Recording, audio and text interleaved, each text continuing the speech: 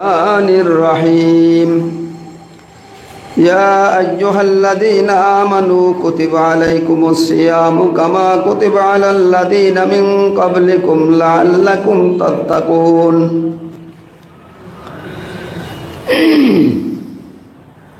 أياما معدودات فمن كان منكم مريضا أو على سفر فعدة من أيام أخر وعلى الذين يطيقونه فدية طعام مسكين فمن تطوع خيرا فهو خير له وأن تصوموا خير لكم إن كنتم تعلمون شهر رمضان الذي أنزل فيه القرآن هدى للناس وبينات من الهدى والفرقان فمن شهد منكم الشهر فليصمه ومن كان مريضا أو على سفر فعدة من أيام أخر يريد الله بكم اليسر ولا يريد بكم العسر ولتكملوا العدة ولتكبروا الله على ما هداكم ولعلكم تشكرون صدق الله العظيم الحمد لله রব্বুল ইজ্জতের দরবারে আমরা শুকর আদায় করি যে মাবুদ আমাদেরকে মানুষ করে সৃষ্টি করেছেন, মানুষের মাঝে আবার নবী মুহাম্মদুর রাসূলুল্লাহ সাল্লাল্লাহু আলাইহি ওয়াসাল্লামের উম্মত করে আমাদেরকে পৃথিবীতে এনেছেন এবং রাসূল পাক সাল্লাল্লাহু আলাইহি ওয়াসাল্লামের উম্মতের মধ্যে একজন কামেল ওলি জামানুল মুজাদ্দিদ হযরত মাওলানা সুফি মুফতি আজান গাছি রহমাতুল্লাহ আলাইহির অনুসারী হওয়ার তৌফিক দিয়েছেন। তাই আমরা আল্লাহর কাছে শুকর আদায় করি, আলহামদুলিল্লাহ। আমার ভাইরা মাহে রমজান সম্পর্কে অনেক আলোচনা করেছেন। মাহে রমজান এই উম্মতের মর্যাদা বৃদ্ধি করার মাস।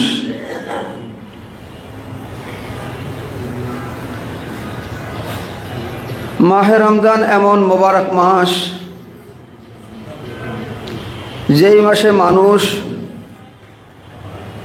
আল্লাহর গুণে গুণান্বিত হওয়ার তৌফিক হাসিল করেছে। সুবহানাল্লাহ। আল্লাহর গুণে গুণান্বিত হওয়া, আল্লাহ পাকের একটা গুণ হলো না খেয়ে থাকা। আল্লাহ খায় না, আল্লাহ খাওয়া এবং পান করার থেকে, অর্থাৎ মখলুকের সমস্ত জরুরত থেকে মখলুকের যা দরকার আল্লাহর তা দরকার না। মখলুক খায়, আল্লাহ খায় না। তো মখলুক আমরা মখলুক, আমরা মানুষ, মখলুক না খেয়ে থাকতে পারবে না, কিন্তু না খেয়ে থাকার একটা গুণ কিছু সময়ের জন্য হলেও অর্জন করা, এটা হলো রোজা। তো রোজার সম্পর্কে, এই সম্পর্কে আমাদের সকল তরিকা, সকল ওলামা একরাম, সকল মানুষ, মুসলমান, সেইটা সকল মানুষ এটা স্বীকার করে যে মাহে রমজান 30 দিনের রোজা, এটা ফরজ। এই ব্যাপারে কারো কোনো কিল ওকিল নাই, অর্থাৎ 30 রোজা সবাই মানে এবং সবাই রাখে। কিন্তু এই মাহে রমজানের মৌলানা সাহেব যে আলোচনা করলেন, রোজাটা আল্লাহ তাআলা কেন ফরজ করছেন? আল্লাহ বলছেন ইয়া আইয়ুহাল্লাযীনা আমানু কুতিবা আলাইকুমুস সিয়াম। কুতিবা আই ফুরিজা। এই কুতিবা কাতাবা শব্দের অর্থ লেখা। আল্লাহ বলেন হে মোমেন বান্দা, আমি তোমাদের জন্য লিখে দিয়েছি। এই লিখে দেওয়ার ফরজ করা হয়েছে। এই কাতাবার শাব্দিক অর্থ ইমানদারদের জন্য আল্লাহ তাআলা লিখে দিয়েছে। কি ফরজ করে দিয়েছে? সিয়ামা, রোজা রাখা। আলাল্লাযীনা মিন ক্বাবলিকুম, যেইভাবে আল্লাহ তাআলা তোমাদের পূর্ব দিয়েছিলেন। আর এই রোজাটা কেন ফরজ করা হয়েছে? লাআল্লাকুম তাত্তাকুন, এইখানে হলো বিষয়। রোজা আল্লাহ তাআলা ফরজ করছেন এই জন্য যে বান্দা কি হবে, মুত্তাকি হবে, পরহেজগার হবে, ভীরু হবে। এবং এই কোরআনের শুরুতে আল্লাহ তাআলা বলছেন যে এই কোরআন হেদায়েত কাকে দেবে, ওই ব্যক্তিকে দেবে, হুদাল্লিল, হেদায়েত ওই ব্যক্তি পাবে যে মুত্তাকি হবে, যে তাকওয়া হাসিল করবে। আর রোজার ব্যাপারে আল্লাহ বলছেন রোজা আমি এই জন্য ফরজ করেছি যে তোমরা কি হবে, লাআল্লাকুম তাত্তাকুন, তোমরা মুত্তাকি হবে। মুত্তাকি কেন হবে? বলে এই রোজা যেহেতু আল্লাহর সিফাত না খাওয়া, সে আল্লাহর গুণে গুণান্বিত হওয়ার জন্য বান্দা মেহনত করছে, চেষ্টা করছে। আর এই জন্য এই হাদিসে কুদসির মধ্যে আল্লাহ বলছেন আস-সাওমু লি ওয়া আনা আজজি বিহি, রোজা হলো আমার জন্য এবং এই রোজার প্রতিদান আমি মাওলাই দান করব। আল্লাহ এই রোজার প্রতিদান বান্দাকে দান করবেন, অর্থাৎ আল্লাহর কুদরতি হাতে দ্বারাই বান্দাকে দান করবেন। আর এর আর একটা অর্থ ওয়ানা উজসিয়া বিহি,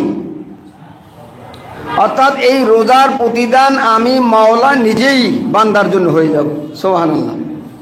রোজার প্রতিদান হলো আল্লাহ নিজেই তার প্রতিদান, অর্থাৎ আল্লাহই তার হয়ে যাবে।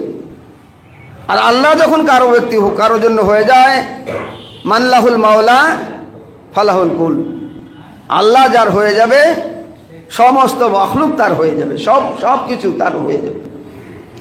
তো এইখানে তাত্তাকুন আল্লাহ তাআলা বলছেন পরহেজগারি।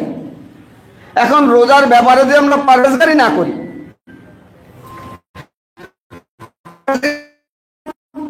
রোজা রাখার ব্যাপারেও পরহেজগারি, রোজা ভাঙ্গার ব্যাপারেও, এটার মধ্যেও পরহেজগারি, খানা দান, হ্যাঁ, অর্থাৎ সমস্ত অঙ্গ প্রত্যঙ্গের পরহেজগারি। রোজা রাখার ব্যাপারে পরহেজগারি, যেমন যখন সিহরি খাবে তখন যেন সন্দেহ যুক্ত না হয়, সন্দেহ মুক্ত থাকে, সন্দেহ থেকে মুক্ত, অর্থাৎ সবে সাদেকের একটু আগের থেকে পানাহার শেষ করা। কেন? বলে এই জন্য যে আমার খানা পিনা খাইতে গিয়া আমার জন্য সবে সাদেকের ভিতর আমি প্রবেশ না করি, এই জন্য একটু আগের থেকে। পরহেজগারি কেন বলা হয়েছে? লাআল্লাকুম তাত্তাকুন, পরহেজগার তো ওই ব্যক্তি যে আগের থেকে সতর্ক থাকে, তাকেই তো পরহেজগারি বলা হয়। আর আল্লাহ এই জন্য বলছেন যে লাআল্লাকুম তাত্তাকুন, এই জন্য যে আল্লাহ তাআলা বান্দা কি করবে, এই জন্য ফরজ করা হয়েছে যে বান্দা তাকওয়া করবে, পরহেজগারি করবে। তাকওয়া মানে কি? খোদাভীতি। খোদাভীতি কাকে বলে? যে বান্দা যাতে গুনার মধ্যে না যায়, সন্দেহের মধ্যে না যায়, সন্দেহের মধ্যে পতিত না হয়, তার থেকে পরহেজ করা, এইটাই তো তাত্তাকুন। সেই জন্য ওলি আল্লাহরা কি বলেন যে তুমি সুবুত আযান গাছি রহমাতুল্লাহ আলাইহি যে চারটা মূলনীতির মধ্যে 4 নম্বরে তিনি বলছেন কি? তাকওয়া, পরহেজগারি। এই তাকওয়া সর্বব্যাপারে সুবুত আযান গাছি রহমাতুল্লাহ যে তাকওয়ার কথা বলছেন, এই তাকওয়া কাকে বলে? সাহাবারা জিজ্ঞাসা করছেন, ইয়া রাসূলুল্লাহ, তাকওয়া কি জিনিস এবং তাকওয়া কোথায় থাকে? আল্লাহ রাসূল সাল্লাল্লাহু আলাইহি ওয়াসাল্লাম আঙ্গুল দিয়ে ইশারা করে দেখেছেন, যে তাকওয়া এখানে থাকে। তাকওয়া মানে কি? খোদাভীতি, আল্লাহর ভয় অন্তরে থাকে। তাকওয়া হলো এখানে। তার একটা উদাহরণ দেওয়া হয়েছে যে কোনো রাস্তায় চলার সময় যদি মনে করো কাঁটাদার রাস্তা থাকে, সেই কাঁটাদার রাস্তায় চলার সময় আমরা কি করি? ওই কাঁটা যাতে পায়ে ফুটে না যায় এই জন্য আমরা পায়ে একটা শক্ত জুতা দেই, তারপরে ধীরে ধীরে আস্তে আস্তে আমরা রাস্তা অতিক্রম করি। ঠিক তাকওয়াটা ওই রকমের, হ্যাঁ, কোনো তাড়াহুড়া না করা, সর্ব ব্যাপারে তাকওয়া, কোনো তাড়াহুড়া না করা, ধীরে ধীরে ধীরে ধীরে কাজ করা। রোজা রাখার ব্যাপারে ধীর স্থিরভাবে, একেবারে সতর্কতার থেকে পূর্ণভাবে। এই জন্য কামেল মোর্শেদ বলছেন যে সূর্য উদয় হওয়ার 2.5 ঘন্টা আগে সেহরি শেষ করবে। এটা হলো তাকওয়া। একটা কথা, তাকওয়া আর ফতোয়া এই দুই জিনিস এক না। তাকওয়ার দ্বারা মানুষ ওলি আল্লাহ হয়, তাকওয়ার দ্বারা মানুষ ওলি আল্লাহ হয়। ফতোয়া কাকে বলে? কোনো রকম বাইচা থাকা, কোনো রকম বেঁচে থাকা। আর তাকওয়া হলো না পরিপূর্ণ বেঁচে থাকা। এই জন্য রোজাকে তাকওয়ার সঙ্গে আদায় করা।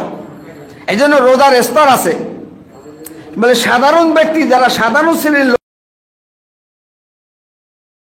হলো এই খানাপিনা এবং শাহওয়াতের থেকে তো তার চাইতে উচ্চ অঙ্গের আর একটা কাজ তারা করে, সেটা হলো পঞ্চ ইন্দ্রিয়কে গোনার থেকে মুক্ত রাখা। হ্যাঁ, পঞ্চ ইন্দ্রিয় মানে চোখের তাকওয়া।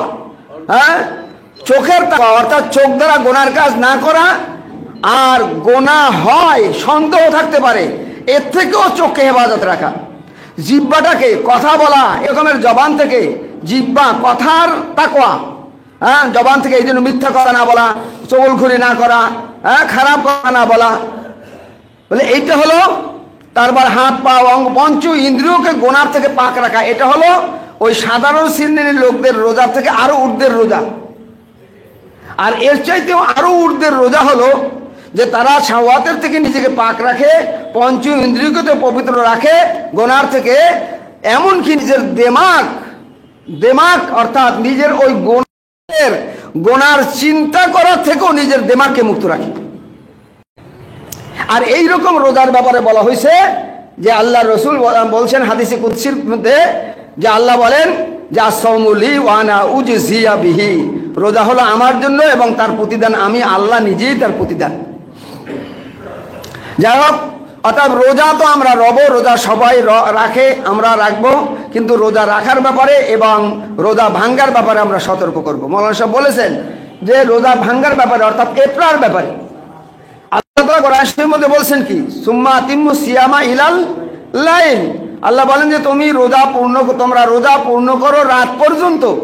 এখানে তো আল্লাহ তাআলা এই কথাও বলতে পারতেন যে সুম্মা আতিম্মু সিয়ামা ইলা গুরুবিশ শামস, তোমরা গুরুবে শামস পর্যন্ত রোজা পূর্ণ করো, অর্থাৎ সূর্য অস্ত পর্যন্ত পূর্ণ করো। না, এখানে বলা হয় নাই, বলা হয়েছে ইলাল লাইল, রাত পর্যন্ত। এখন রাত কাকে বলে এইটা ব্যাপারে কেউ আমাদের জানা দরকার। হাদিসের দিকে খেয়াল যদি করি, বুখারী শরীফের মধ্যে আছে রাত কাকে বলে। হ্যাঁ, আল্লাহ রাসূল সাল্লাল্লাহু আলাইহি ওয়াসাল্লাম বলেছেন ইজা গরাবাতিশ শামস ইজা আকবাল লাইলু মিনহা আহাহুনা ওয়া আকবারান নাহারু মিনহা হুনা ওয়া গরাবাতিশ শামস, সূর্যের অস্তগমন, দিনের অপসরণ এবং রাত্রির আগমন। তো রাত্রির আগমনটা কিভাবে বোঝা যাবে? বলে রাত্রির আগমনটা হলো রাত্রির আগমনটা হলো পূর্ব আকাশে কালো ছায়া পড়া। আমি কালকে এই নেটের মাধ্যমে অনেকই করে দেখেছি যে আমরা যে হাক্কানি আঞ্জুমান যে সময়টা নির্ধারণ করে, যাই হোক, তো যেহেতু আমাদের তাকওয়া করার কথা বলছে আল্লাহ তাআলা, আর একটা বিষয় আছে, এই রোজাটা কিন্তু ইজতেমাই আমল না। যেমন নামাজ, ফরজ নামাজ আমরা জামাতের সাথে পড়ি, ইজতেমাই জামাতে সকলে একসাথে জামাতের সাথে পড়তে হয়, এই জামাতে পড়া ওয়াজিব। ফরজ নামাজ এটা ওয়াজিব, কিন্তু রোজাটা তো জামাতে না, রোজা জামাতে রাখে না। রোজাটা হলো ফিন নাফস, যার যার ব্যক্তিগত রোজা, ব্যক্তিগত আমল। অতএব পরহেজগারিও মানুষের সবার এক রকমের না। পরহেজগারি এক একজনের এক এক রকমের। কি বলেন? মানুষের যে আমল করে, মানুষের যে নামাজ পড়ে বা যে কোনো আল্লাহ তাআলার হুকুম মানে, এইটা কিন্তু সবাই এক রকমের নাকি পাবে না, সবাই কবুলও আল্লাহর দরবারে এক রকমের হবে না। যেহেতু এইটা এনফেরাদি আমল, রোজাটা ব্যক্তিগত আমল, এক একজনের যার যার আমল, অতএব পরহেজগারিও যার যার কাছে। এই জন্য কেউ যদি পরহেজগারি করে, এটা বাধা দেওয়া কাউকে ঠিক হবে না, এটা হল ব্যক্তিগত ব্যাপার। হ্যাঁ, হাদিস শরীফের মধ্যে যে কথা আছে যে তোমরা তাড়াতাড়ি ইফতার করো, হাদিস শরীফে তাড়াতাড়ি ইফতার করো, এর অর্থ কি? মানে সময় যেহেতু তোমার ইনফেরাদি আমল, তোমার দিলের ইয়াকিন যখন হবে তুমি তখন ইফতার করবে। দিলের ইতমিনান, যেহেতু তাকওয়া দিলে থাকে, অর্থাৎ দিলে যখন তাকওয়া থাকে, দিলের আমার সাক্ষ্য যখন দেবে যে না এখন সূর্য অস্ত গেছে, আমরা তখন ইফতার করব। আর একটা বিষয় আছে, সেটা হলো এই যে হাদিসের মধ্যে আসছে যে পূর্ব দিক থেকে রাত্রের আগমন। এই রাত্রের আগমনটা কখন হয়? বলে রাত্রের আগমনটা তখন হয় যখন দিনের অপসরণ হয়, আর দিনের অপসরণ হয় সূর্য অস্তগমনের দ্বারা। এখন সূর্য অস্তগমন যে হয় এটা এক তো বাহ্যিকভাবে চোখে দেখা, আর একটা হলো চোখে আমরা দেখি কখন। সূর্য যখন উদয় হলো, সূর্য যখন উদয় হয় ওই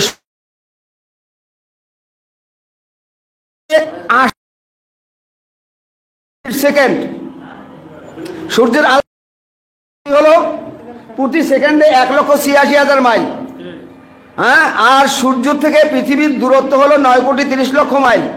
এই 9,30,00,000কে আপনি যদি 1,86,000 দিয়ে ভাগ দেন তাহলে 500 সেকেন্ড। কত হয়? 500 সেকেন্ড। 500 সেকেন্ডে 60 দিয়ে যদি ভাগ দেন তাহলে হবে 8 মিনিট 20 সেকেন্ড। অর্থাৎ 8 মিনিট 20 সেকেন্ড সূর্যের আলোটা পৃথিবীতে আসতে লাগে। বাবা, আসতে যদি 8 মিনিট 20 সেকেন্ড লাগে তাহলে সূর্যের আলোটা যাইতে কতটুকু সময় লাগবে? নিশ্চয় 8 মিনিট 20 সেকেন্ড লাগবে। অতএব পরহেজগার হলো এইটা। পরহেজগারি, যেহেতু আল্লাহ তাআলা পরহেজগারি করতে বলছেন, পরহেজগারি হলো যে আমাদেরকে 8 মিনিট 20 সেকেন্ড দেরি করা। বিধায় আমরা বাংলাদেশ হাক্কানি আঞ্জুমান যে ক্যালেন্ডার করেছি, এই ক্যালেন্ডারের মধ্যে আমরা 6টা 9 ইফতার করছি। 6টা 9 ইফতার।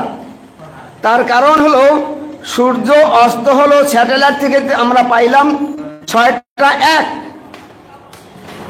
এর সাথে আমরা আরো 8 মিনিট আমরা যোগ করে দিছি, তাই না? তাহলে আমরা 9 হয়ে গেল, অর্থাৎ একেবারে মুখামুখি। আর অন্য যে একটা অ্যাপ আছে, নতুন একটা অ্যাপ আছে দেখবেন, হ্যাঁ, ওই অ্যাপের দ্বারা বোঝা যায় যেটা একদম সর্বোচ্চ সেটা 6টা 7 দেখাইছে। তাহলে আমরা সর্বোচ্চভাবে তাকওয়া অর্থাৎ আরো 2 মিনিট দেরি করলাম, আমরা 9 মিনিটে ইফতার করলাম। অর্থাৎ সুফি আজান গাছি রহমাতুল্লাহের দরবার এবং সুফি আজান গাছি রহমাতুল্লাহ আলাইহির পরহেজগারির দরবার। অতএব আমরা কি করব? 6টা 9 ইফতার করব। তাতে আমরা একেবারে বিজ্ঞানসম্মত এবং কোরআন এবং হাদিস সম্মত আমরা ইফতার হবে ইনশাআল্লাহ। আর তারাবির ব্যাপারে, তারাবি আমরা 20 রাকাত পড়ব। যারা 8 রাকাতের কথা বলে তারা যে হাদিসটার দলিল দেয় সেই হাদিসটা হলো তাহাজ্জুদের দলিল। সেই হাদিসের উপর আমরা আমল করব, সেই হাদিসটার উপরে আমরা আমল করব। সেই হাদিসের মধ্যে আল্লাহ রসুল সাল্লাল্লাহু আলাইহি ওয়াসাল্লাম ইরশাদ করেছেন, হযরত আয়েশা সিদ্দিকা রাদিয়াল্লাহু তাআলা আনহা থেকে হাদিস, মা কানা ইয়াজিদু ফি রমাদান ওয়ালা গায়রিহি 11 রাকাতান। রাসূল পাক সাল্লাল্লাহু আলাইহি ওয়াসাল্লাম 11 রাকাতের বেশি পড়তেন না রমজানে এবং রমজানের বাহিরে। সেই যে 11 রাকাত, সেই 11 রাকাত হলো আল্লাহ রসুল যেটা পড়তেন সেটা হলো 8 রাকাত পড়তেন তাহাজ্জুদ আর 3 রাকাত পড়তেন বেতের। 8 আর 3 11। অতএব আমরা সেই তাহাজ্জুদ আমরা 8 রাকাত পড়ব আর বেতের তো পড়বই। হ্যাঁ, যেহেতু বেতের নামাজ রমজান মাসে জামাতের সাথে পড়া সুন্নাত, অতএব আমরা তো তারাবির সাথে বেতের পড়ব। আর রাত্রে আমরা 8 রাকাত, এই যে হাদিসের দ্বারা দলিল দেয় সে 8 রাকাত আমরা তাহাজ্জুদে আমরা আদায় করব। বাকি 20 রাকাতের বহু হাদিস আছে, অনেক হাদিস আছে। হযরত ইবনে আব্বাস রাদিয়াল্লাহু তাআলা আনহু থেকে হাদিস রওয়ায়াত, আল্লাহ রাসূল সাল্লাল্লাহু আলাইহি ওয়াসাল্লাম বলেছেন, কানা ইউসাল্লি ফি রমাদান 20 রাকাতান ওয়াল ওয়াতর। আল্লাহ রাসূল সাল্লাল্লাহু আলাইহি ওয়াসাল্লাম 20 রাকাত, নবী করিম সাল্লাল্লাহু আলাইহি ওয়াসাল্লাম পূর্ণ রমজান তারাবি একসঙ্গে পড়েন নাই সাহাবাদেরকে নিয়ে। রাসূল পাক সাল্লাল্লাহু আলাইহি ওয়াসাল্লাম তারাবি পড়ছেন, পুরা রমজানই তারাবি পড়ছেন, তবে জামাতের সঙ্গে একসঙ্গে পড়ে নাই। কারণ 2 দিন পড়ার পরে 3র্থ দিনে অথবা 3 দিন পড়ার পরে 4র্থ দিনে রাসূল পাক সাল্লাল্লাহু আলাইহি ওয়াসাল্লাম আর তারাবির জন্য বের হয় নাই। তখন সাহাবীরা জায়গায় জায়গায় বিভিন্ন জায়গায় বিভিন্ন জামাত করে তারা পড়ছেন। এই জন্য পড়েন নাই। আল্লাহ রসুল কেন পড়েন নাই? পড়েন নাই এই জন্য যে তারাবি যদি এরকম পড়া হয় লোকের সমাগম এবং আল্লাহ এটা ফরজ হওয়ার আশঙ্কায়, ফরজ হয়ে গেলে উম্মতের উপর এটা দোষর হবে, কঠিন হবে। সেই জন্য রাসূল পাক সাল্লাল্লাহু আলাইহি ওয়াসাল্লাম এরপরে রাসূল পাক সাল্লাল্লাহু আলাইহি ওয়াসাল্লাম সারে ইসলামের ভিত্তি এবং সারে অর্থাৎ ইসলাম, রাসূল পাক সাল্লাল্লাহু আলাইহি ওয়াসাল্লাম থেকে যেইটাই আমল বের হয়ে আসবে সেইটাই ইসলাম, সেইটাই ইসলাম হবে। আল্লাহ রসুল যা করেছেন সেইটাই দিন, সেইটাই ইসলাম। অতএব রসুল পাক সাল্লাল্লাহু আলাইহি ওয়াসাল্লাম এমন কাজ, এমন কথা আমল করেন নাই যেই কাজটা উম্মতের উপর দোষর হবে, উম্মতের উপর কঠিন হবে। এই জন্য রসুল পাক সাল্লাল্লাহু আলাইহি ওয়াসাল্লাম কি করছেন, 3 দিন পর্যন্ত তিনি 20 রাকাতই পড়ছেন। এই হাদিসের দ্বারা প্রমাণ, আল্লাহ রসুল বলছেন কানা ইউসাল্লি ফি রমাদানা 20 রাকাতান। রসুল পাক সাল্লাল্লাহু আলাইহি ওয়াসাল্লাম যে 3 দিন পড়ছেন সাহাবেদেরকে নিয়ে, সেই 3 দিন আল্লাহ রসুল সাল্লাল্লাহু আলাইহি ওয়াসাল্লাম 20 রাকাতই আদায় করছেন। আর আমরা এখন হযরত ওমর রাদিয়াল্লাহু তাআলা আনহু যখন দেখলেন যে আবু বকর রাদিয়াল্লাহু তাআলা আনহু পরে ওমর রাদিয়াল্লাহু তাআলা আনহু যখন দেখলেন যে মানুষ বিক্ষিপ্ত,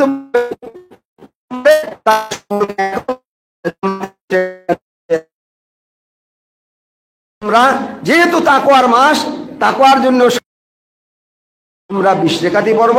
রাসূল পাক সাল্লাল্লাহু আলাইহি ওয়াসাল্লাম 20 রাকাতে পড়ছেন। 8 টাকা 10 টাকা আমরা ওই দিকে কোনো খেয়াল করব না। আমরা মেহেরবানি করে আমরা সেই 8 টাকাতেই পড়ব এবং তাকওয়ার উপর আমরা আমল করব। আল্লাহ আমাদের সকলকে তৌফিক দান করুন। হাক্কানি দুরূদ শরীফ পড়ি।